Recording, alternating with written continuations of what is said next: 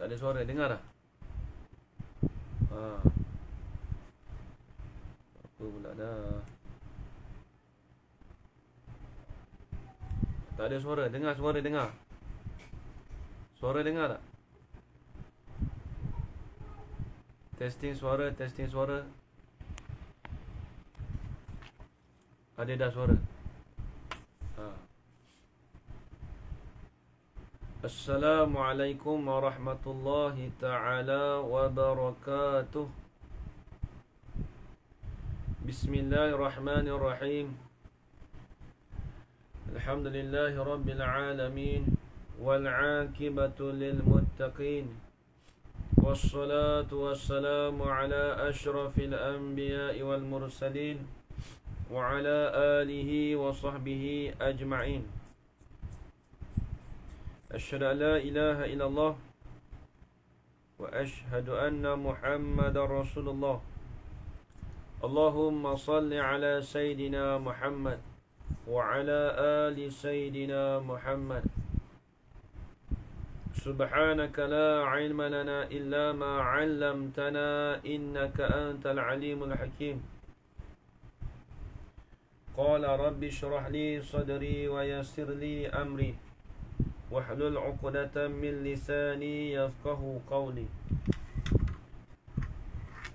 Wala hawla wala quwwata illa billahil 'aliyyil 'azim.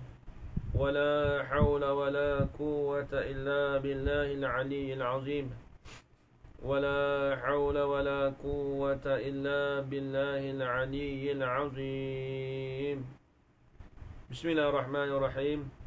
Allahumma ya man biyadihi maqalidul khairi kulluh wa ilayhi turja'ul amru kulluh.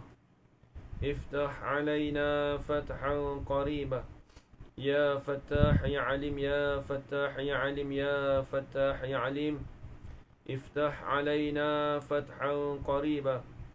Wa sallallahu ala Sayyidina Muhammad. Walhamdulillahi rabbil alamin. Alhamdulillah. Alhamdulillah, puji-pujian syukur kita kehadrat Allah Subhanahu wa taala. Dengan segala limpah kurnianya dan izin daripada Allah, dapat kita bersama-sama pada malam ni berkumpul di dalam pengajian online, yang mana insya-Allah malam ni seperti biasa kita akan sambung lagi pengajian kita, iaitu pengajian kitab Risalatul Misbahul Munir karangan Syekh Abdul Aziz bin Ismail Al-Fatani rahimahullahu ta'ala. Jadi insya-Allah siapa-siapa yang dah ada kitab, insya-Allah kita akan sambung lagi. Kalau dalam kitab Jawi pada muka surat 3. Pada muka surat 3. Baik, kita akan sambung lagi perbahasan kita insya-Allah malam ni. Insya-Allah kita akan habiskan khutbah dalam kitab Risalatul Misbahul Munir. Bismillahirrahmanirrahim. Qala asy-syaikhul musannifu rahimahullahu ta'ala wa nafa'ana bi'ulumihi fid darain amin ya rabbal alamin. Kemudian aku memohon kepada Allah Subhanahu wa ta'ala bahawa menjadi akan dia manfaat dan berguna bagiku dan anak buahku dan kawan-kawanku. Itu dia. Baik, jadi kita sambung lagi perbahasan kita pada malam ni tentang khutbah kitab. Tentang khutbah kitab. Jadi kata musannif, kata pengarang kitab, kemudian. Ini kemudian apa? Bila sebut kemudian, ini selepas daripada aku menuntuti daripada permintaan kawan-kawanku tadi. Jadi dia dah Dia dah tunaikan permintaan sahabat-sahabat dia. Kemudian dia dah tulis kitab dia semua dah. Siap dah. Kemudian dia kata, kitab Rumi muka surat 2. Siapa yang pegang kitab Rumi muka surat 2? Kita masih dalam khutbah lagi. Dalam khutbah pengarang kitab. Khutbah kitab bukan khutbah Jumaat. Khutbah kitab. Kemudian yang ni selepas daripada aku mengisikan tuntutan kawan-kawanku. Selepas daripada dia dah mengarang kitab semua, kemudian aku memohon kepada Allah Subhanahu wa ta'ala. Kenapa kita baca subhanahu? Kenapa kita tak baca subhanuhu? Subhanihi. Kenapa tak baca begitu? Kalau orang belajar bahasa Arab, subhanahu ni, dia panggil i'rab dia dalam bahasa Arab, dia panggil maf'ul mutlaq bagi fi'il yang mahzuf. Asal dia usabbihu subhanahu wa ta'ala. Aku menyucikan akan sebagai menyuci bagi Allah Ta'ala.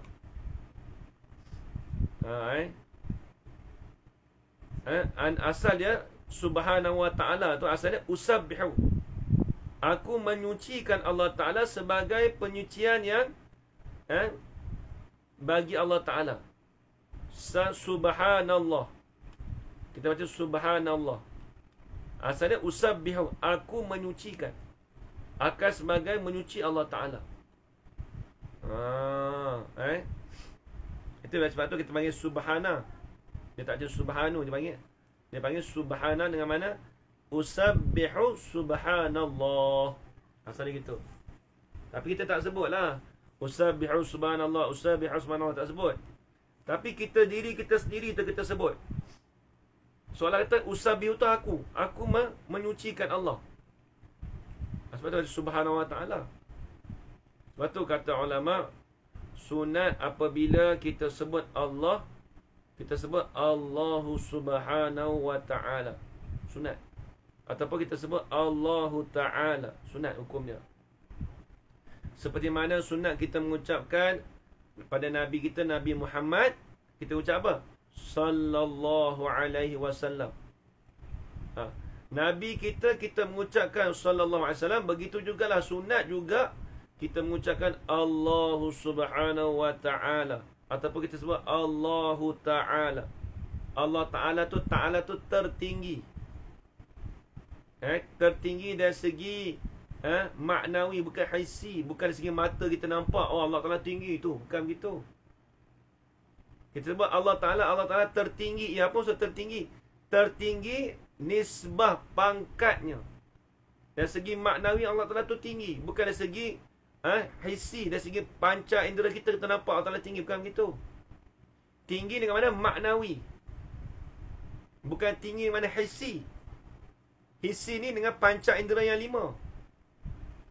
Kalau maknawi ni kita faham, kita tahu kata tinggi tu tidak ada bertempat. Itu semaknawi. Allah Ta'ala tertinggi. Adakah tinggi ni nisbah tempat? Tak. Tinggi ni nisbah martabat. Tinggi pangkat martabat. Itu maksud dia. Itu dia. Baik, tengok. Kemudian aku memohon kepada Allah Subhanahu wa ta'ala. Memohon apa? Bahawa menjadi akan ini risalah menjadi apa? Manfaat. Menjadi manfaat dan berguna bagiku. Allahu Akbar. Jadi dia mintalah kitab dia ni menjadi manfaat. Apa maksud manfaat? Kita sebut manfaat. Bahasa Melayu kita panggil manfaat. Manfaat ni bahasa Arab. Manfaat ni dalam bahasa Arab, dia ta'rif, dia definisi dia, isalul khairi ilal ghairi. Manfaat ni menyampaikan kebaikan kepada orang lain. Itu panggil manfaat. Disebut dalam kitab Hasyiah Ad-Dumyati, Abdul Karim Ad-Dumyati, syarah bagi Imam Ramli bagi sitin masalah. Dia kata al-manfa'ah isalul khairi ilal ghairi. Menyampaikan kebaikan kepada orang lain, kita panggil manfaat. Kalau kita kata, orang ni bagi manfaat pada aku, dia ambil duit dia curi tadi tu, dia bagi kat aku. Oh, aku dapat manfaat ni. Dah, itu tak panggil manfaat. Dia manfaat, kita dapat kebajikan kepada orang lain. Kita dapat kebajikan, kita beri kepada orang lain, kita panggil manfaat. Contoh malam ni, saya mengajar kitab pada tuan-tuan. Tuan-tuan dapat manfaat. Apa dah? Dapat kebajikan. Jadi saya menyampaikan kebajikan pada tuan-tuan, kita panggil manfaat. Tu dia. Itu manfaat. Bahasa Arab panggil manfaah. Melayu kita pun panggil manfaat juga. Kalau Melayu dulu, orang dulu panggil manfaat. Ini menyampaikan kebajikan kepada orang lain, kita panggil manfaat. Itu bahasa Melayu kita. Sebab tu dia kata, bahawa menjadi akan ini risalah, manfaat dan berguna bagiku. Jadi mudah-mudahan biarlah kitab dia ni menjadi manfaat pada dia. Dan berguna kepada dia. Apa maksud berguna pada dia? Jadi orang lain tu dapat jadi bagi dia tu, dia dapat mengarang kitab. Kemudian dia dapat kemudian orang lain pun boleh ambil guna kitab dia. Satu. Dan anak buahku. Anak buahku ni dengan makna anak buahku dengan makna anak saudara-saudaraku. Dipanggil anak buah. Kita panggil anak buah juga. Orang sana pun panggil anak buah juga. Kita panggil anak saudara. Dan kawan-kawanku. Mudah-mudahan kitab dia ni dapat berguna bagi kawan-kawan dia pun dapat berguna. Kawan-kawanku. Kemudian anak buah dia pun dapat. Dan yang tinggi pelajaran. Ini orang yang tinggi dalam pelajaran. Jadi kitab dia ni berguna juga bagi orang ambil PhD ke, ambil master, ambil ijazah ke. Boleh belajar kitab dia. Ni tawaduk pengarang kitab kita ni. Orang yang tinggi-tinggi pun dapat belajar kitab dia. Maksudnya orang yang pelajaran tinggi, alhamdulillah dapat belajar kitab dia. Dan yang rendah pelajarannya, yakni dan orang yang rendah pelajarannya. Orang yang rendah pelajaran pun tak mengaji tinggi pun dapat mengaji kitab dia. Allah Akbar. Tengok orang kitab orang dulu. Sebab tu kitab-kitab Jawi ni penuh berkat, tuan-tuan.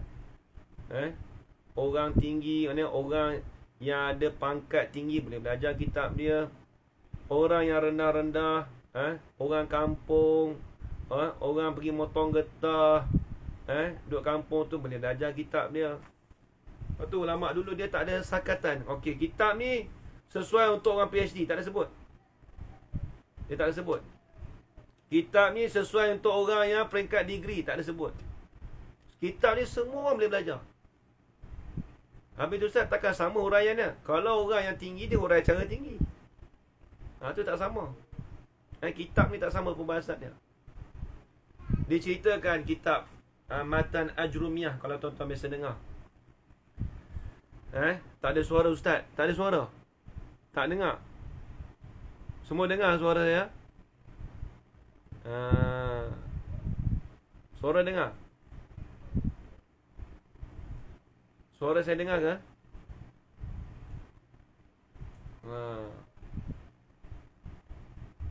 Ada suara, ada suara. Okey, dah ada suara. Alhamdulillah. Baik. Baik, jadi kitab ni boleh digunakan oleh semua semua orang Islam, tak kira orang tu pelajaran tinggi ataupun orang tu pelajaran rendah, tak kira. Kalau orang yang pelajaran tinggi, dia dapat belajar kitab dia. Orang pelajar rendah pun dapat belajar kitab. Dia tak ada, kita sebenarnya tak ada, kitab-kitab orang dulu ni dia tak tertentu pada seseorang. Okey, kitab ni susah untuk PhD, tak. Baik, saya nak cerita satu sejarah. Jadi, kitab Matan Al-Ajrumiyah. Kalau tuan-tuan biasa dengar, kitab basic dalam ilmu Nahu.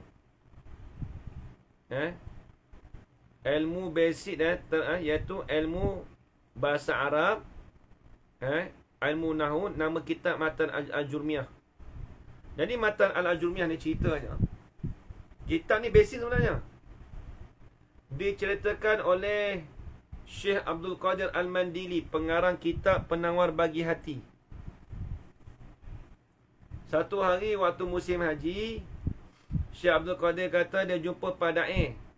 Padai ni nama dia Syekh Wan Ismail Al-Fatani, iaitu pengarang kitab Bakuratul Amani, kitab Tauhid.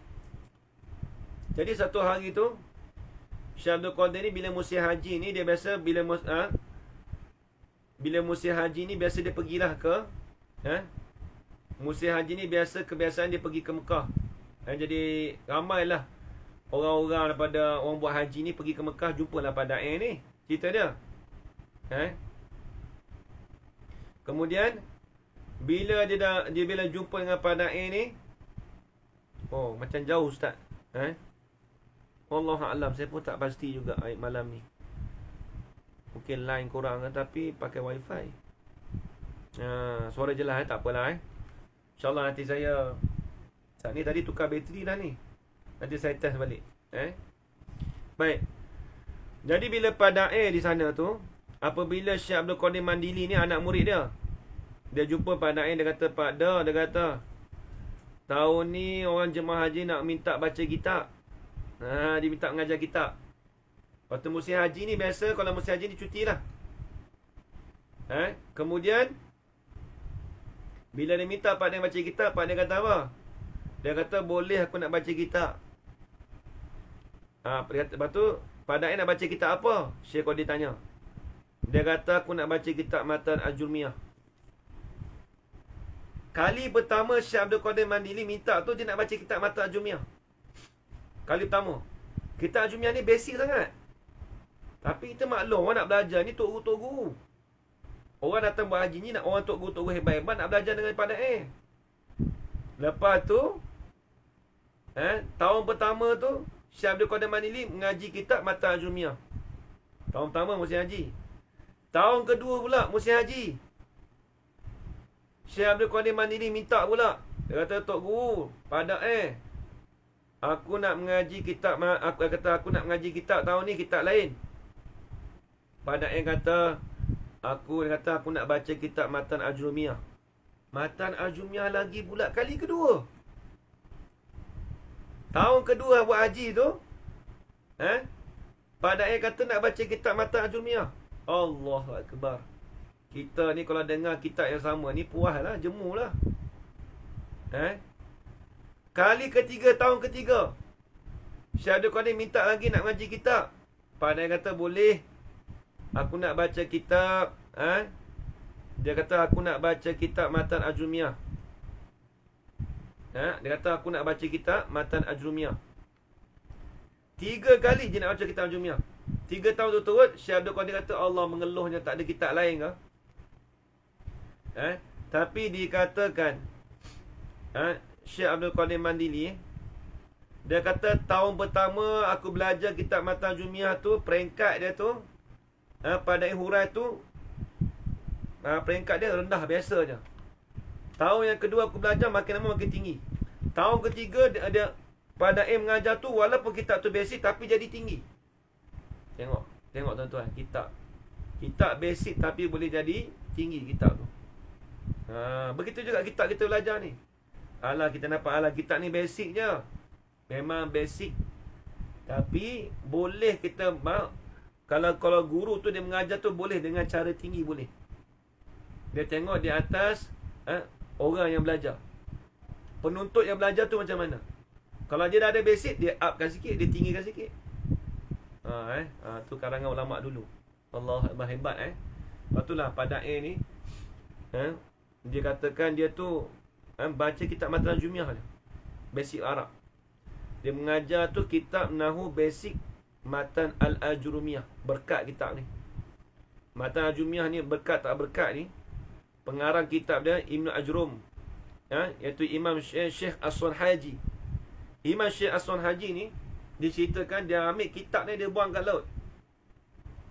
Dia doa kata kalau kitab dia ni tenggelam, maka kitab ni tak berkat lah. Tapi nak cerita kata kitab dia buang dalam laut, tak tenggelam, tak hancur kitab dia. Nak cerita kitab dia berkat.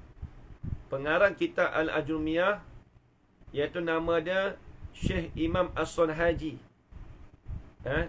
iaitu ulama di sebelah Turkmenistan, belah-belah sana tu. Baik.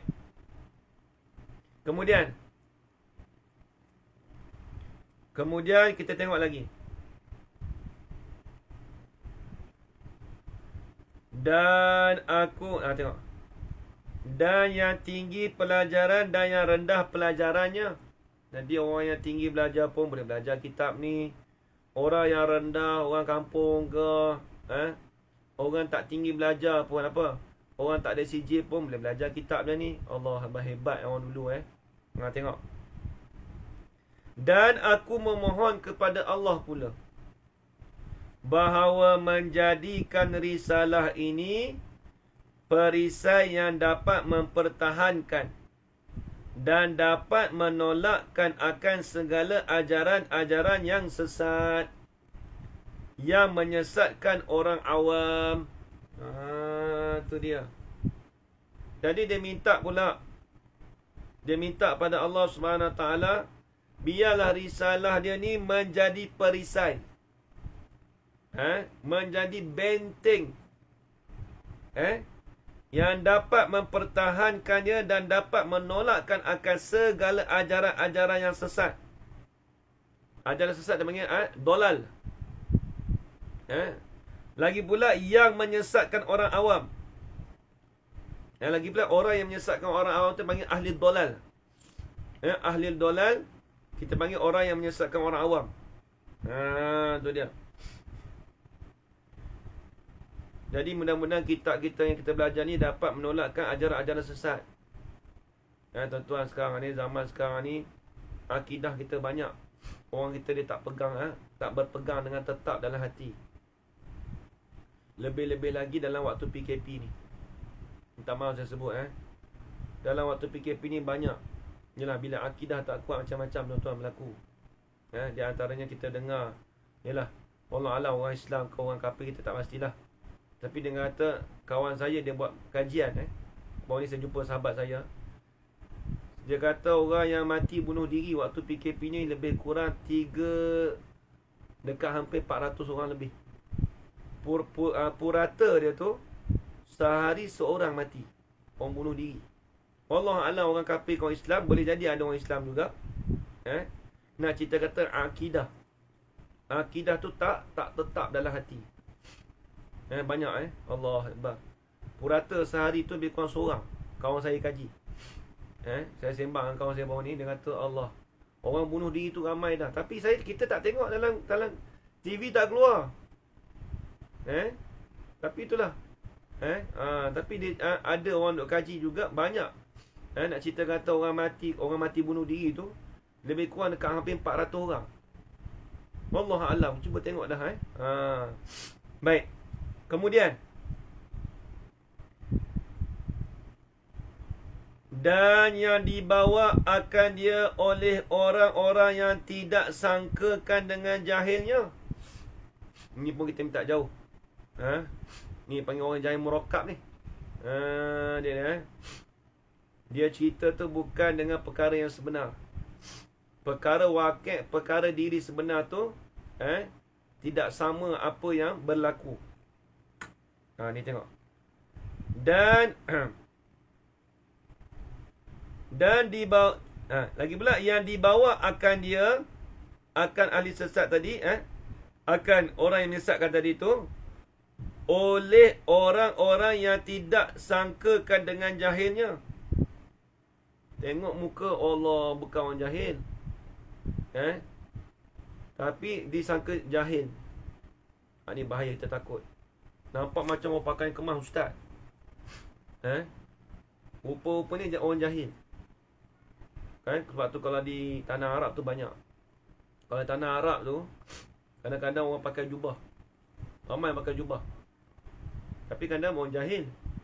Contoh kalau dulu di Mesir dulu, di piramid, kalau tuan-tuan pernah pergi Mesir, di piramid sana tu, orang Arab banyak pakai jubah, bawa tongkat. Lepas tu dia pakai hak ni, dia balut gini lah. Arab dia balut gini, tapi takkan seban lah. Dia balut gini, diikat lah, diikat. Lepas tu orang tengok, oh, tu Tok Guru ni Syekh. Orang Melayu kita biasanya kalau pergi sana, dia tengok, oh ni Syekh ni, salam cium tangan siap. Tapi bukan dia bukan Syekh. Syekh ni dia ada dua makna. Kata ulama, Syekh ni dengan makna Al-Kabir, tua, orang tua. Syekh yang kedua dengan makna man balagha arba'ina walau rutbatan. Orang mereka, syekh-syekh ni ada dua makna. Satu, mereka yang melampaui akan lebih daripada 40. Itu panggil syekh. Kalau orang syekh ni, orang kata orang tua lah. Syekh ni ada dua makna. Satu orang tua, satu lagi orang alim. Syekh makna pertama, man balagha, mereka yang sampailah ianya man arba'ina, akan umur 40. Itu dia panggil syekh. Itu dia panggil syekh. Kalau orang umur 40 ke atas tu, nak panggil orang tua boleh. Tu dia. Kemudian, kalau orang alim, orang alim mereka, mereka ini yang sampai ahli rutbah, pangkat ilmu mereka, walaupun mereka itu kanak-kanak sekalipun. Kalau ilmu dia dah sampai, kita nak panggil syekh pun tak apa. Nak panggil syekh pun tak apa. Panggil guru lah, ustaz kita panggil. Syekh ni nisbah orang Arab. Kalau kiai ni nisbah orang Indonesia. Kalau tok guru ni kita nisbah orang Malaysia kita. Kalau nisbah di fatwa ni panggil baba. Baba tu tok guru lah. Tapi nisbah orang sana panggil baba. Lepas tu kadang orang tersilap. Kalau di Mesir tu, sampai dia ikat, ni pakai ni syal, apa dia pakai syal ni, ridak macam ni. Orang ingat syekh lah. Padahal dia ambil, dia tarik unta. Dia tarik unta kat piramid. Tu dia. Pakai jubah besar. Tu dia. Baik. Tu maksud, itu syekh maksudnya orang tua. Bukan syekh dengan mana orang alim. Baik. Jadi dia kata, yang dibawa akannya oleh orang-orang yang tidak sangkakan dengan jahilnya. Kita tak sangka dia tu jahil. Rupa tak disangka dengan jahil. Nampak orang alim, tengok tu jadi jahil. Orang jahil rupanya. Seperti ajaran-ajaran yang mengatakan tidak wajib belajar sifat-sifat 20 yang termasyhur itu. Allah Akbar. Ada orang kata mengatakan tidak wajib belajar sifat 20 yang termasyhur itu. Ini bahaya. Fahaman yang mengatakan kalau ada orang berjumpa dengan kita, dia kata, sifat 20 tu tak wajib belajar. Itu fahaman yang sesat. Itu fahaman yang sesat. Lagi pula menyesatkan orang lain. Na'udzubillah min zalik. Tak jauh. Tu dia. Dan ajaran-ajaran melihat Tuhan di dalam dunia. Boleh tengok Tuhan dalam dunia ni. Sebab tu dalam sebut matan jarah, wa minhu an yanzura bil absari bila kafi walan hisari. Setengah daripada perkara hari akhirat itu, an yanzura bil absari, bahawasanya dilihatkan dengan mata kepala kita akan Allah Ta'ala, tapi dengan ketiadaan kaifiat. Tapi bila tu? Bukan di dalam dunia ni, tapi di akhirat esok. Itu kena pegang tu. Wa minhu an yanzura bil absari. Bila kaifi walan isari. Dengan ketiadaan kaifiat dan dengan ketiadaan cara. Boleh kita tengok Allah Ta'ala esok, tapi bukan di dalam dunia ni, tapi di akhirat esok. Kalau ada orang yang mengatakan ada ajaran yang boleh melihat Tuhan di dalam dunia ni, itu ajaran yang sesat, lagi pula menyesatkan. Na'udzubillah min zalik, minta jauh. Adapun orang yang boleh melihat Allah Ta'ala di dalam dunia ni, iaitu Nabi kita, Nabi Muhammad sallallahu alaihi wasallam. Nabi kita saja yang boleh tengok Allah Ta'ala pada malam Mi'raj. Nabi kita, Allah Ta'ala memperlihat, Allah Ta'ala memberikan pada Nabi kita penglihatannya, nampak Allah Subhanahu Ta'ala. Tapi nampak tu dengan ketiadaan kaifiat, dengan ketiadaan cara, dengan ketiadaan masa. Bukan masa ni bukan. Dengan tidak bertempat. Tu kena ingat. Jadi Nabi tu, sekata setengah lama, dia tengok tu Allah Ta'ala pada malam Mi'raj. Tu dia, baik. Satu. Dan ajaran-ajaran yang memegang dengan zahir ayat mutasyabihat. Ini pun bahaya juga. Orang kita duk pegang ayat-ayat mutasyabihat. Ayat-ayat mutasyabihat, yakni ayat-ayat yang menjadi kekeliruan. Seperti contoh Allah Ta'ala berfirman dalam Al-Quran. Allah Ta'ala berfirman dalam Al-Quran, A'udzu billahi minasyaitanir rajim. Yadullahi fawqa aydihim. Tu ayat mutasyabihat. Tangan Allah di atas tangan mereka itu. Sebab tu kita kena takwil. Ar-Rahmanu 'alal 'arsy istawa. Pun sama. Ayat mutasyabihat. Wajhu rabbika dzul jalali wal ikram. Tu pun ayat mutasyabihat. Banyak.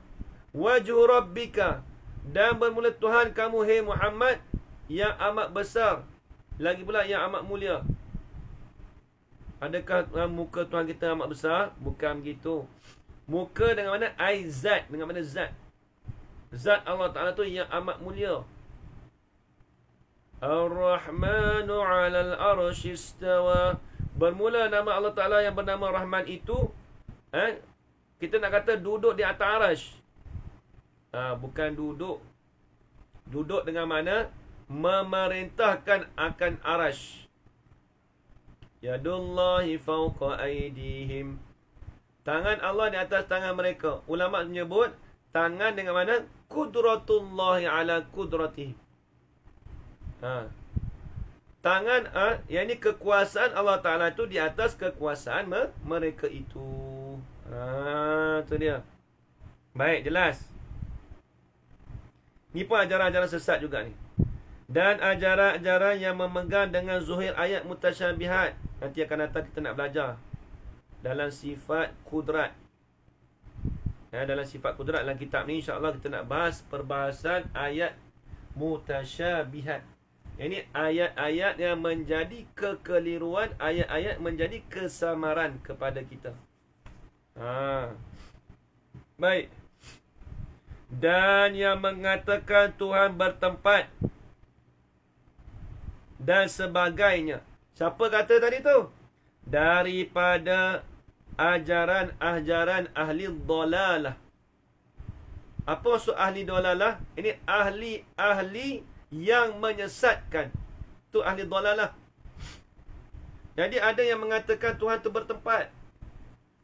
Sedangkan kita belajar dalam ilmu usuluddin, ilmu tauhid, Allah Ta'ala tu tidak berjihad. Allah Ta'ala tu tidak berpihak kanan, tidak berpihak kiri, tidak berpihak depan, tidak berpihak belakang, tidak berpihak atas, tidak berpihak bawah. Dia panggil jihatus sittah. Dia panggil jihatus sittah dalam ilmu usuluddin. Allah Ta'ala tu tidak bertempat. Kalau kita kata atas, atas tu kena takwil. Atas dengan mana bukan bertempat. Atas nisbah makhluk itu bertempat. Kita sekarang ni bertempat mana? Kita duduk di bawah. Kita ada bersila. Kita menghadap menghadap handphone. Menghadap tu bertempat. Saya duduk di belakang di belakang kabinet. Tu bertempat. Jadi orang yang ahli dhalalah ni, mereka mengatakan Tuhan itu bertempat. Sebab tu kalau orang yang i'tiqad, dia i'tiqad kata Allah Ta'ala tu bertempat seperti manusia, kufur, na'uzubillah min zalik, jadi kufur. Kalau dia i'tiqad kata Allah Ta'ala tu bertempat semacam dengan makhluk bertempat, dia i'tiqad gitu, na'uzubillah, jadi kufur. Adapun dia kata Allah Ta'ala tu bertempat juga, tapi bukan serupa dengan makhluk. Bertempat. Ada tempat juga bagi dia, tapi tak macam makhluk. Dia i'tiqad gitu, kata ulama' dia tu jadi fasik. Tak jadi kufur lagi. Yang jadi kufur tu apabila dia menisbahkan seperti makhluk. Tu bahaya. Pas itu mana berdosa lah. Tu kena ingat Allah Akbar, na'uzubillah, minta jauh lah. Baik. Dan aku pohon kepada Allah Ta'ala pula bahawa menjadi akan ini risalah satu simpanan yang baik bagiku dunia dan akhirat. Dia minta lah.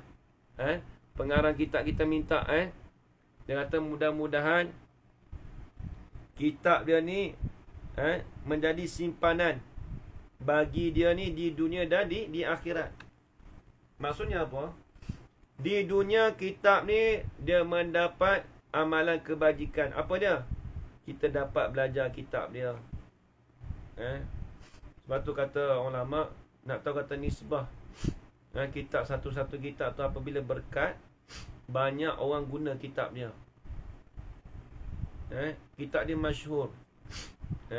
Contoh kitab yang kita belajar ni banyak. Cuma kitab-kitab Jawi orang dulu banyak orang belajar. Bukan kita nak nisbah kitab Rumi tu orang tak belajar. Zaman sekarang ni banyak penulisan baru. Contoh sebab tengok ada satu surau banyak orang terjemahan sekarang. Tapi bila terjemahan, tak ada orang nak mengajar di masjid dan surau pakai kitab terjemahan ni.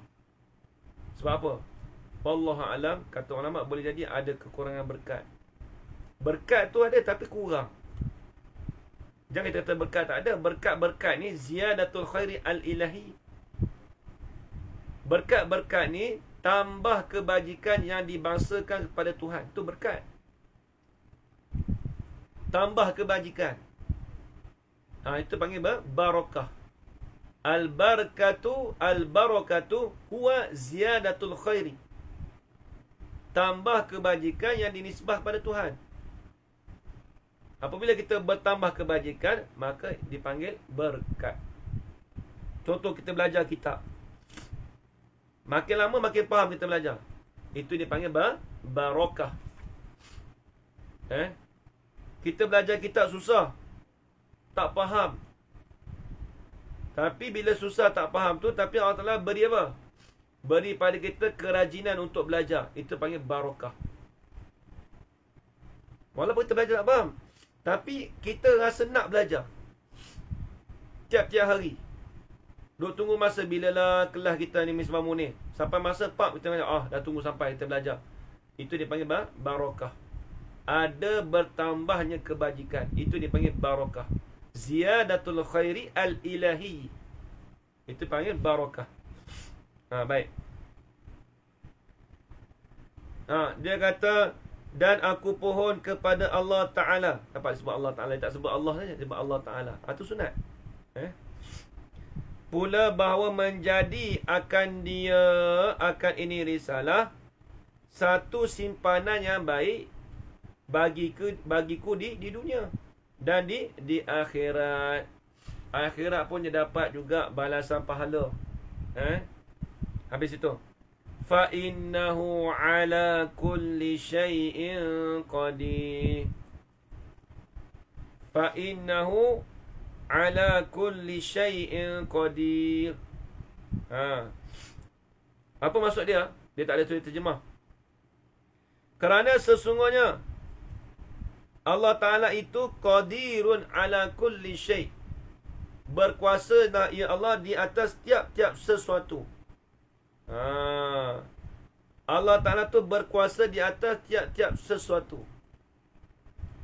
Nanti akan datang kita nak bahas sifat kudrat. Sifat kudrat. Jadi tadi ada pagi tadi ada orang mesej saya,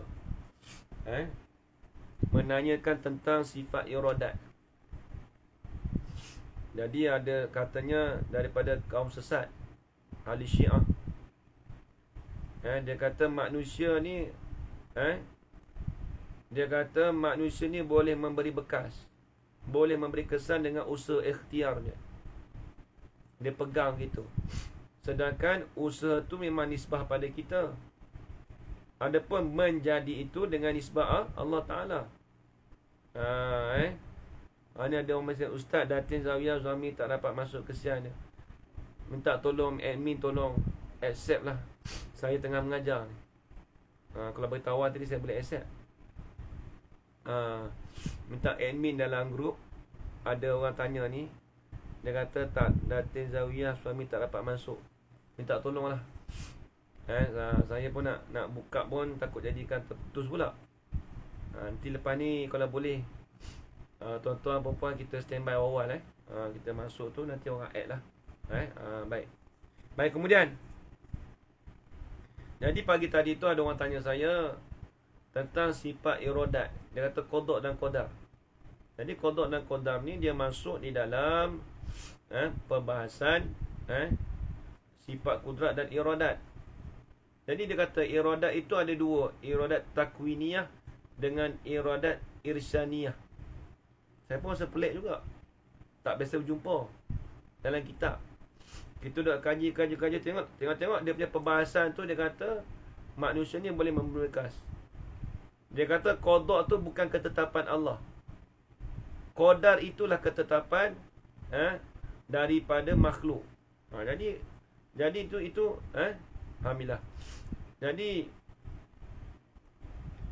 orang yang mendakwa tu seolah-olah kata jadi dia seolah-olah kata daripada dia dakwa tu tak kena dengan apa yang ahli sunnah wal jamaah, tak kena dengan perbahasan kitab ahli sunnah wal jamaah.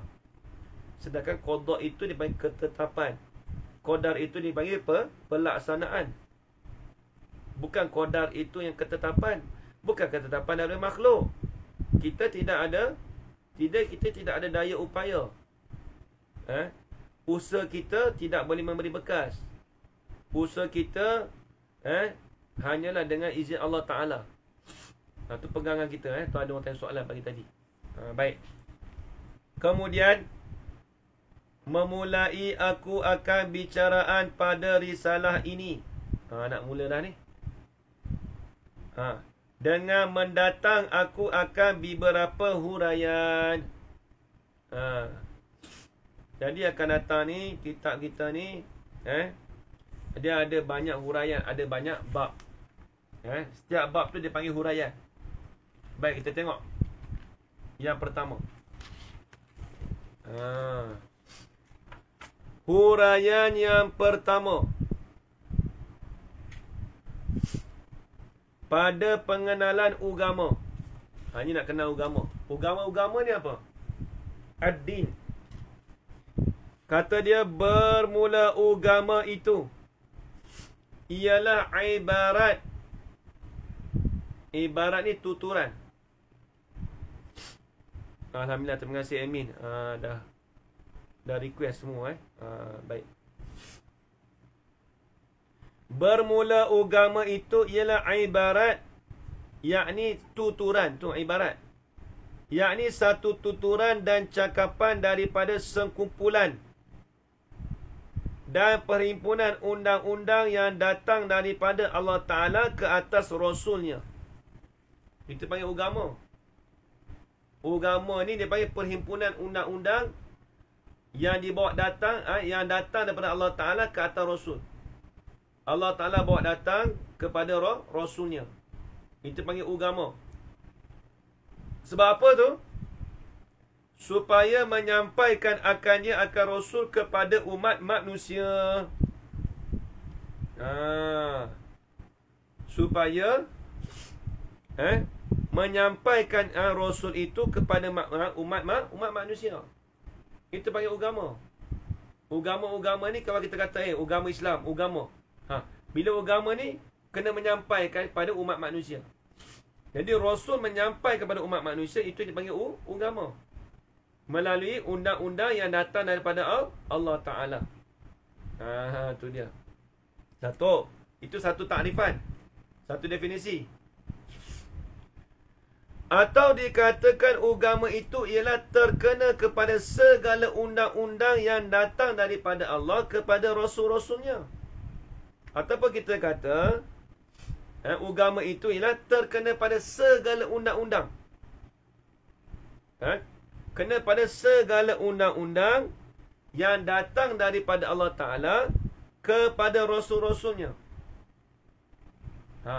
Kemudian menyampaikan mereka itu Rasul-Rasul itu, menyampaikan mereka itu Rasul-Rasul akan segala umat. Itu dipanggil agama. Jadi makna tu definisi lebih kurang dia. Makna yang pertama tu perhimpunan undang-undang yang datang dari Allah Ta'ala ke atas Rasul. Kemudian Rasul menyampaikan kepada umat manusia. Yang kedua, kena kepada segala undang-undang tu sendiri.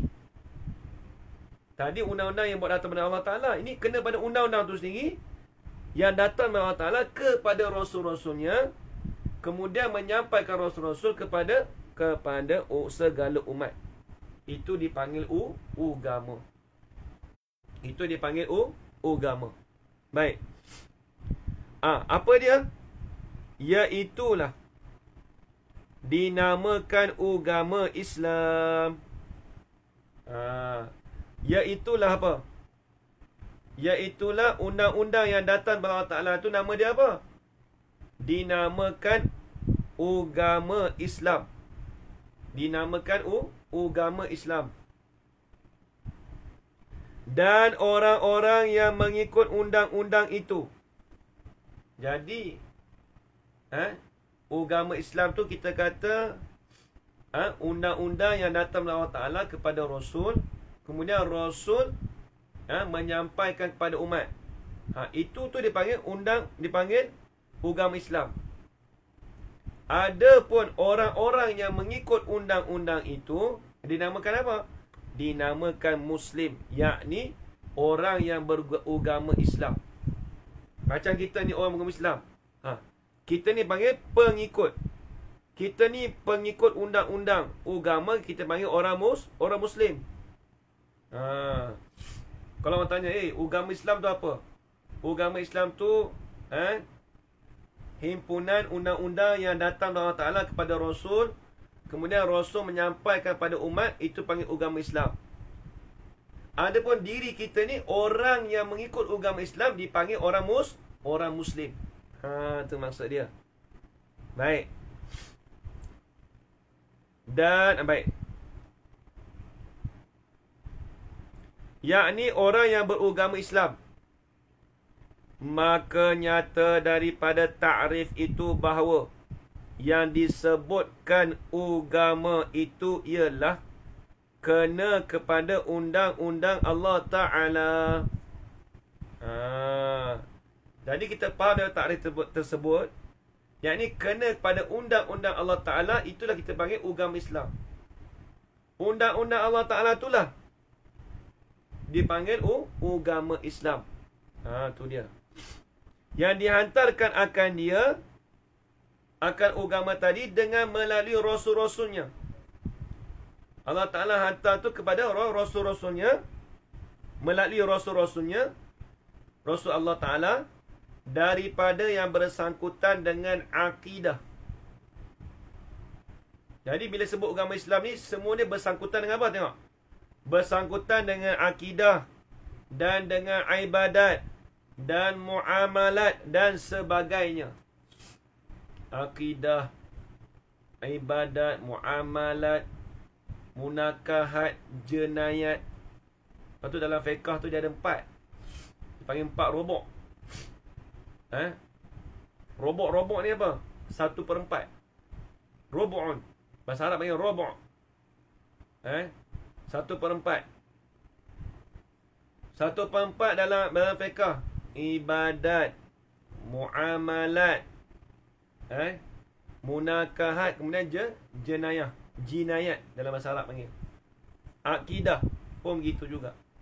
Itu semua termasuk dalam undang-undang Allah Ta'ala dipanggil agama Islam. Tu dia. Luas agama Islam ni.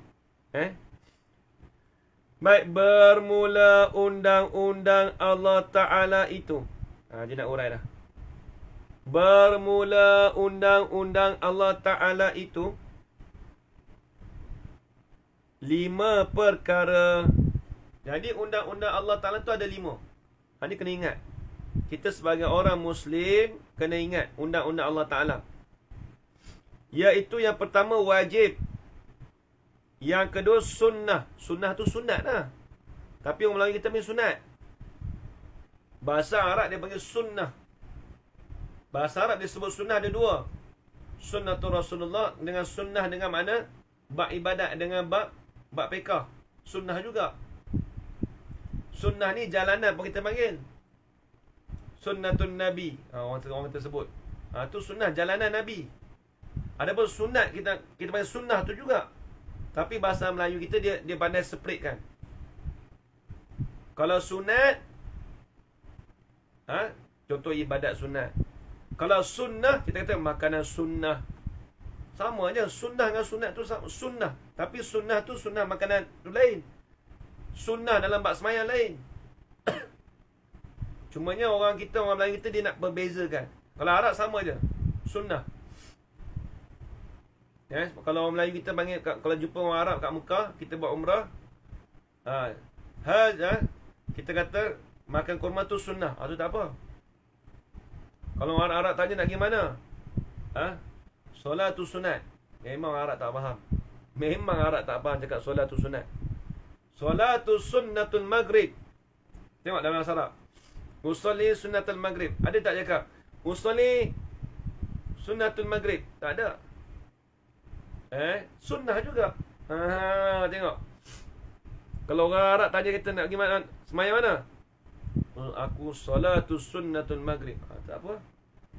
Kalau sebut kat orang Arab, aku nak solat sunat maghrib, memang tak faham. Dia ingat sunat apa? Baik. Kedua sunnah. Ketiga haram. Keempat makruh. Kelima harus. Harus ni kita panggil jaiz. Jaiz. Baik. Maka tiap-tiap daripada apa kerja manusia itu tidak keluar daripada salah satu daripada 5 undang-undang yang tersebut. Apa-apa perkara kita buat, 5 perkara ni tak lari daripada kita. Perbuatan kita tak lari daripada 5 perkara ni. Sama ada wajib, emma haram, sunnah. Sunat kita panggil, emma harus, emma makruh. 5 perkara ni tak terlepas daripada perbuatan kita. Sebab tu kata ulama dalam kitab Qawaid Fiqh, ahkamul taklifiyati la tata'allaku illa bi af'ali mukallafi. Hukum-hukum taklifi, hukum-hukum yang diberati itu tidak bersangkutan melainkan dengan la tata'allaq illa bi af'ali mukallafi, melainkan dengan perbuatan mukallaf. Apabila kita mukallaf, maka 5 perkara ini tak terlepas dari kita. Salah satu tak terlepas. Nak pergi mana? Nak pergi makan. Makan tu hukum apa? Harus. Nak pergi mana? Tidur. Sebab apa tidur? Esok nak bangun, nak berjaga subuh. Jadi wajib. Tu dia. Tak terlepas. Dia kata tidak keluar daripada salah satu daripada 5 undang-undang yang tersebut yang dinamakan akannya dengan hukum-hukum syarak ataupun dengan hukum-hukum taklifiyah. Hukum syarak, hukum yang dinisbah pada undang-undang Allah. Hukum taklifiyah, hukum yang dinisbah kepada, diberati kepada orang mukallaf. Lebih kurangnya makna dia. Hukum syarak tu hukum yang dinisbah pada undang-undang Allah. Hukum taklifiyah, hukum yang diberati ke atas orang mukallaf. Tu taklifiyah. Yang lagi akan datang menyebut akannya dalam huraian hukum-hukum syarak, insya-Allah. Akan datang dia nak hurai hukum syarak dengan hukum taklifiyah, insya-Allah, jika kehendak oleh Allah. Kan kita salah sebut insya-Allah apa tak? Jika Allah Taala kehendak. Maka nyata pula daripada huraian ini bahawa pengenalan agama itu, ramainya orang yang tidak mengenal agama, hanya pandai menyebut. Orang tak kenal agama banyak, duk pandai sebut je, bombeng, pandai sebut. Pandai menyebut, pandai menulis jua dengan dalilnya.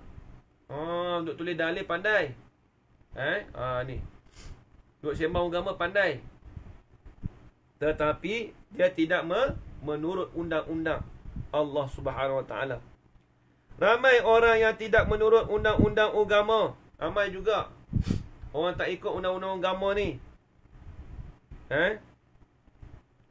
Itu hukum syarak lah. Tengok. Maka setengahnya semayang saja. Ada setengah tu orang tu semayang je, puasanya tidak. Ni biasa orang kita semayang, biasa puasa lah. Dan setengahnya semayang, puasa, menunaikan haji, tapi tidak mengeluar pula zakat. Tapi tempat kita lain macam. Tak ada dalam kitab. Apa dia? Semayang tak tapi puasa. Tu dia. Bila masuk bulan Ramadan puasa, ramai orang puasa. Orang pejabat puasa habis semua. Tapi semayang tak. Ada juga semayang tak. Kebanyakan gitulah. Orang tanya saya, Ustaz, kawan ni puasa Ustaz, tapi tak semayang, sah tak dia punya puasa? Semayang, puasa dia sah. Tapi dari segi satu tilikan, tengok pada semayang dia tak. Semayang dia tu, dia tak semayang, berdosa besar lah. Puasa dia, puasa bulan Ramadan tu sah, dia dapat pahala. Pahala dari segi puasa dia dapat. Tapi berdosa dari segi dia tinggal semayang dia. Tu kena ingat. Jangan kita kata, dia ni puasa tapi semayang, tak guna kau puasa kau. Jangan cakap gitu dah. Puasa dia dapat pahala untuk puasa dia dapat. Sebab dia menunaikan perkara yang wajib. Tak boleh gitu kau. Puasa macam ni, biar tak payah puasa. Semayang pun tak. Lama kawan tu pun tak puasa. Tak. Dia puasa, dia dapat melepaskan fardu ain untuk puasa. Tapi bab semayang dia tak lepas lagi. Bab semayang dia tak lepas. Tu dia. Baik. Dan setengahnya semayang, puasa, menunaikan haji, tapi tidak mengeluarkan pula zakat. Dan bermacam-macamlah berlakunya, banyak berlaku. Ada kalanya membuat yang sunat-sunat jua, tidak yang wajib. Ada juga orang buat perkara sunat. Tengok orang kita waktu bulan Ramadan sembahyang tarawih. Sembahyang tarawih buat. Sembahyang tarawih tu datang awal lagi. Subuh, zuhur, asar, maghrib, tu tak tahu kat mana lagi.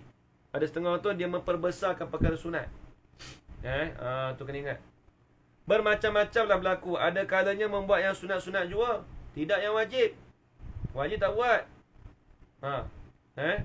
Banyak semuanya itu daripada sebab tidak mengenal agama. Kebanyakan tidak mengenal agama. Mereka ni tak mengenal agama. Kalau begitu, hendaklah kamu mempelajari akan agama dengan bersungguh-sungguh. Bersungguh-sungguh tu sampai bila? Sehingga mengenal akan agama. Sebab tu dituntut bagi kita ni, kita belajar ilmu agama ni biar bersungguh-sungguh. Jangan kita belajar agama ni dengan tak bersungguh-sungguh, dengan pandang sebelah mata, jangan. Sebab ilmu ni ilmu fardu ain. Kita belajar sekarang bukan kerana sijil dah. Bukan kerana nak mencari dunia. Tapi kita belajar ni untuk mencapai keredaan Allah Ta'ala. Sebab tu kita belajar agama kena bersungguh-sungguh. Sebagai contoh dalam Facebook. Kita belajar, kita dengar sungguh. Kita dobek, kita tulis. Benda dunia pun kita buat sungguh-sungguh. Satu-satu benda. Apatah lagi benda agama. Lagilah dituntut bagi kita supaya kita buat bersungguh-sungguh. Ni mengenal agama ni penting. Mengenal agama ni sangat penting. Lebih daripada dunia lagi. Habis. Dan kejadian agama atau terbentuknya agama itu di atas 3 perkara. Di atas 3 perkara. Ni. InsyaAllah akan datang je nak bahas agama tu di atas 3 perkara. Apa dia? Iaitu Islam, iman dan ihsan. Ni insyaAllah akan datang kita nak hurai perbahasan 3 perkara ni, iaitu Islam, iman dan ihsan. Apa dia Islam, apa dia iman, apa dia ihsan. InsyaAllah kita akan bahas pada hari Jumaat ini, insyaAllah. Pada pagi Jumaat ni, insyaAllah pada pukul 8 suku. Hari Jumaat insyaAllah kita perbahasan kitab Misbah Munir. Hari Ahad kita buat pembacaan kitab Bahjatul Mardiyah berkenaan tentang muafiq dan masbuk, kitab fiqh. Baik, habis itu. Jadi kita dah sampai tempat stesen kita dah. Boleh kita berhenti. InsyaAllah. Mudah-mudahan apa yang kita dapat pada malam ni menjadi mendapat manfaat dan istifadah yang berguna. Kita dapat malam ni dan dapat kita amalkan dan dapat kita sampaikan pada mereka yang di luar sana, sama ada sahabat-sahabat kita, kaum keluarga kita dan juga jiran tetangga kita. Jadi sekadar itu saja, tuan-tuan, puan-puan, ayah yang ibu sekalian. Saya minta maaf kalau ada salah dan silap ataupun terkasar bahasa. Jadi kalau ada siapa nak tanya soalan tu, bolehlah tulis. Hukum taklifiyah. Tolong ulang Ustaz. Hukum taklifiyah. Baik, ada orang tanya soalan. Hukum taklifiyah iaitu hukum yang diberati ke atas orang mukallaf. Siapa dia orang mukallaf? Yang ni orang yang kata ulama ada 3.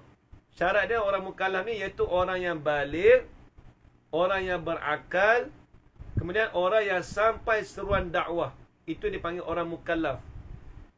Itu dipanggil orang mukallaf. Itu panggil. Satu hukum taklifiyah, hukum yang diberatkan, yang dituntut berat kepada orang mukallaf. Itu hukum taklifi. Hukum syarak, hukum yang dinisbah pada undang-undang Allah. Itu dia. Baik, habis itu. Jadi insyaAllah kita jumpa lagi pada hari Jumaat pada pukul 8 suku. Jadi sekali itu saja, saya minta maaf kalau ada salah dan silap ataupun terkasar bahasa daripada saya. Yang baik itu datang daripada Allah Subhanahu wa taala dan lemah itu datang daripada diri saya sendiri. Aqulu qouli hadza wa astaghfirullah li wa lakum. Wassalamualaikum warahmatullahi ta'ala wabarakatuh. Bismillahirrahmanirrahim. Alhamdulillahirabbil alamin wassalatu wassalamu ala asyrafil anbiya'i wal mursalin wa ala alihi washabihi ajma'in. Allahumma rzuqna 'ilman nafi'an wa rizqan halalan tayyiban mubarakan fihi wa 'amalan maqbulan wa sa'adatan darain. Amin ya rabbal alamin. ربنا آتنا في الدنيا حسنة وفي الآخرة حسنة وقنا عذاب النار وصلى الله على سيدنا محمد وعلى آله وصحبه وبارك وسلم والحمد لله رب العالمين. تقبل الله منكم منا ومنكم تقبل يا كريم.